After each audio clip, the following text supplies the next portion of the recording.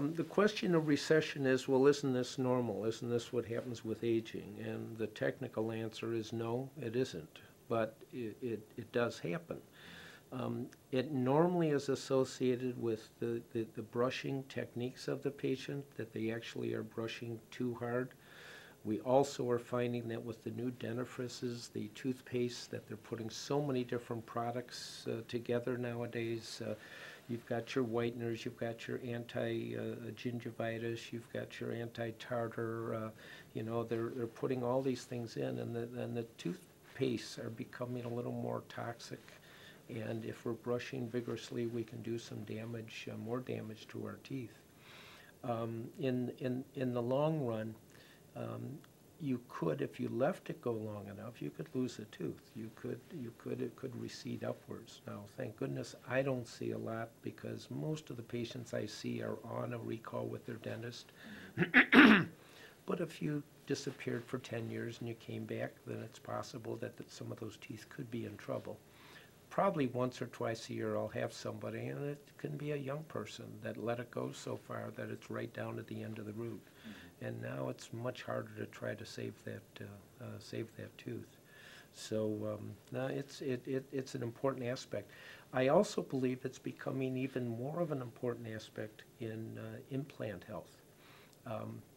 The attachment of the tissue to the tooth is stronger than the attachment of the tissue to metal or an implant.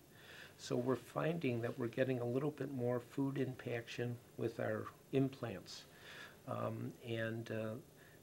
The areas are more or less like a drawstring that's holding that tissue in place, rather than fibers that are attaching to the body of the implant.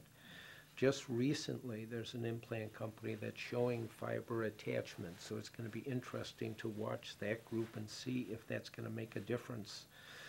But some of the problems we can have with implants is due to the improper type of tissue that's around them. Gingival grafting is becoming even more important than it probably was a while ago. There's some confusion nowadays between what we call a gingival graft and a connective tissue graft. Going back a long time, a gingival graft was a way of replacing the type of tissue which holds the gum against the tooth, and nowadays also against an implant. It's made to be stronger.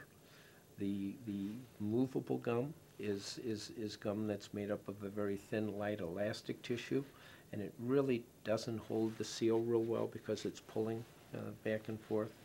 So a gingival graft came about a long time ago in order to give us enough strength to prevent the tissue from pulling away from the tooth. This can be a natural tooth, it can be an implant. Connective tissue grafts is somewhat of a newer procedure in which we can take recession. You had mentioned in your own that if the appearance looks as if some of these teeth are going to be too long, we can go in and bring the gum down and bring it back to its original position with connective tissue grafting.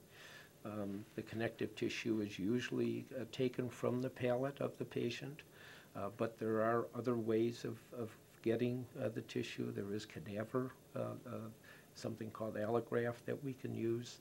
There's some synthetic type of products nowadays that are equivalent to using the patient's own connective tissue. So here's a way of actually taking areas of recession and bringing the teeth back to their normal, the gums back to their normal position. So that's a connective tissue graft. The difference is that a gingival graft usually is not used to cover the root. It's usually there to just give us a stronger band of attachment, where the connective tissue graft is primarily to come and to cover the root surface. And it's usually attached to aesthetic type of procedures.